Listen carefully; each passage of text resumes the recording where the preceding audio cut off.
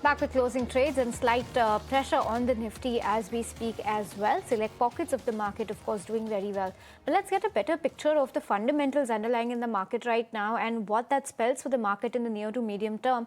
To discuss that, we have Mr. Amit Premchandani, the Senior Vice President and Fund Manager of Equity at UATIMF, joining us on the show. Mr. Premchandani, hi, good afternoon, and thanks for your time.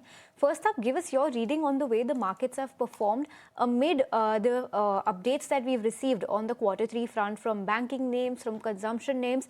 While they have largely been okay, pretty decent, it's not reflected on the overall market move. How do you see the market panning out in the near to medium term? What kind of move can we expect? Thanks for the question. In terms of the updates that we have seen, clearly banks and the larger BFSI space, the updates have been positive. For the last few quarters, we have seen consistent regulatory relaxation in terms of improvement in liquidity, reduction in repo rates, and policy relaxation in terms of regulatory requirements for banks and NBFCs, clearly showing the desire of the regulator as well as the government to push for growth. This has also led to the credit growth moving higher to double digits now, and most of the banks which have reported the updates are reporting 12 to 15% credit growth, which is significantly higher than the last quarter's or last year's numbers. So we will see an uptick in credit growth in banks as well as NBFCs, although banks may still report some margin erosion this quarter, but the erosion in margin will be very limited. And as far as asset quality is concerned, especially for banks, asset quality environment continues to improve. There was some concern on credit cards and unsecured loan, but that has also passed us, and we will see continuous improvement in slippage number as well as credit cost numbers in banks, especially. As far as NBFCs are concerned, although the unsecured part of business loans still remain an overhang and microfinance still remain an overhang, but margins for NBFCs, unlike banks, should see some improvement this quarter, given that they are net beneficiaries of a lower rate environment in the initial phase. As far as consumption sector is concerned, it's a mixed bag. Discretionary consumption is seeing some uptick, while the staple-based consumption or FMCG sector continues to see mid-single-digit kind of a growth. As far as the market is concerned, we think last year has been good for a large cap and subdued for small cap, and it was largely to do with the fact that the starting point of valuation for last year was very high for mid and small cap and slightly expensive for large cap. And hence, large caps have done much better than mid and small cap. Even going forward, we think large cap should continue to do better than mid and small cap, given that even the earning trajectory or earning trajectory over the next year is expected to be around mid teens for the overall market. And whatever numbers have been reported till now for this year, mid cap earnings have been better, large cap earnings have been in line, and small caps have seen significant cut in earning estimates. So we'll continue to see market driven largely by large cap, then mid cap, and finally small cap. Okay, so that's your take on the market. Mr. Premchandani, talk to us about what you've made of some of these consumption updates that we've received so far. We've had Godrej consumers, we've had on the retail side, Trent and Avenue both. And then, of course, from the broader consumption, you've had some of the jewelry names, Titan, Kalyan Senko. Anything that stood out to you particularly? And secondly, do you believe that now is the time, on the back of the GST cuts playing out and demand improving, do you think that it's a turnaround story playing out for consumption now? So thanks again. Over the last 1 year, we have seen policy push in favor of consumption. If you see the direct tax cut in the budget, then the indirect tax cut in the form of GST, and combine it with the RBI policy rate cuts of almost 100 basis points, all these are a boost to consumption.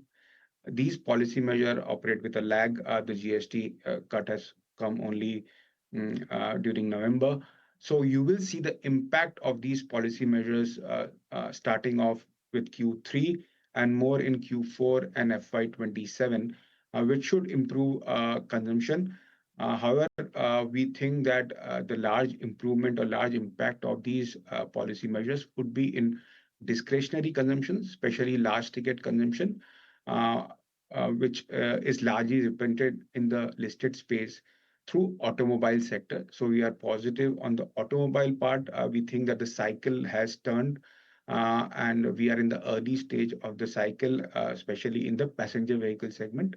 So consumption revival should reflect more in the automobile sector and other parts of the discretionary consumption, and less with the staple sector, where we see that consumption growth will continue to hover in mid single to high single digit. Okay, so that's on consumption. Also, talk to us about your take on the financials updates that we've seen so far from banking, NBFC, and PSUs. Tell us, in your opinion, what do you think is going to drive the next growth of or the next round of rally within the BFSI basket? So as the monetary cycle played out over the last 1 year, the initial phase of monetary cycle uh, leads to erosion in margin in banks, given that after the repo rate cuts and the retail loans are largely linked to repo rates, private banks have much higher exposure to retail loans, and hence the margin decline in private banks was high in the initial phase of the rate cut cycle. And this rate cut cycle benefits NBFCs immediately because their cost of fund goes down. And large part of the NBFCs, excluding the housing finance, have largely a fixed rate loan book. So they see a margin uptick in the initial phase of a monetary easing. Uh, this will start to somewhat reverse next year in the sense the trend. Private banks margin decline will stop if there is no further rate cut, and or it may gradually start to bottom out and improve in the second half of next year, while the benefit of lower rates in NBFCs would have already played out. So we think that private banks and banks per se would be a significant beneficiary of this upcycle in the financial space next year relative to NBFCs. Valuation is also much more comfortable in banks, especially private banks, and growth acceleration is also likely to, which is already visible in the updates that we have seen, is likely to accelerate further in banks, especially private banks, going forward. Asset quality cycle, which was somewhat of a concern, initial concern last year, especially in unsecured loan. Uh, as far as banks are concerned, that concern has abated significantly. Even large part of NBFCs are unlikely to see any significant impact on the asset quality side. And microfinance, which has seen a significant impact on asset quality, is at the last stage of that concern on asset quality or credit cost. They will also see some improvement going forward.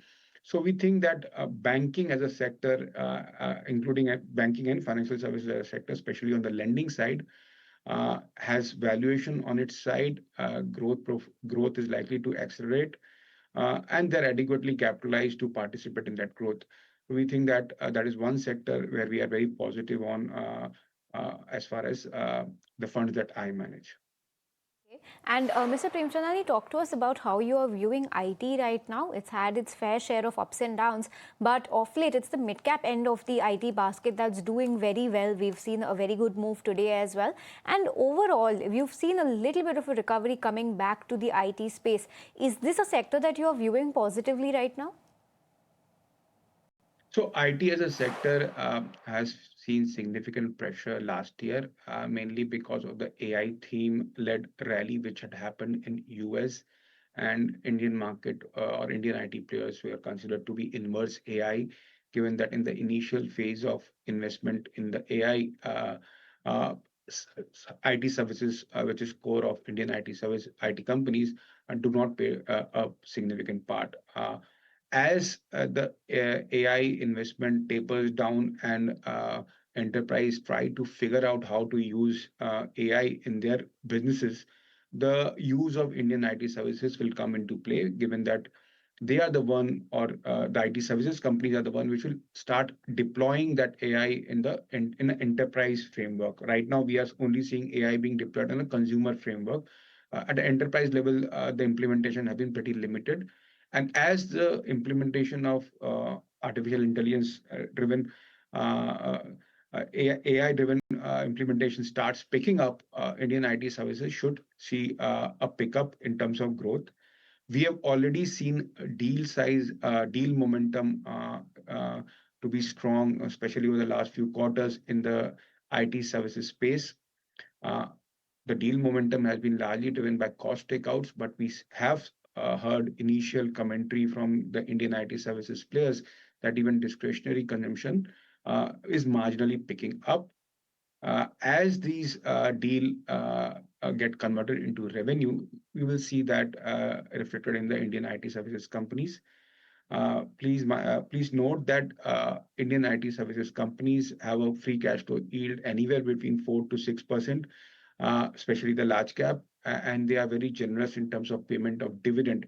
So, in terms of valuation, they are very comfortable right now, and any uptick in growth numbers is not really priced in. So, as far as the funds that I manage, I'm quite positive on IT services, especially given the valuation that they are in. Okay, so looking optimistic over there. On that note, Mr. Premchandani, we'll let you go. Thanks once again for taking the time out and to speak with us. Thanks so much. Thank you.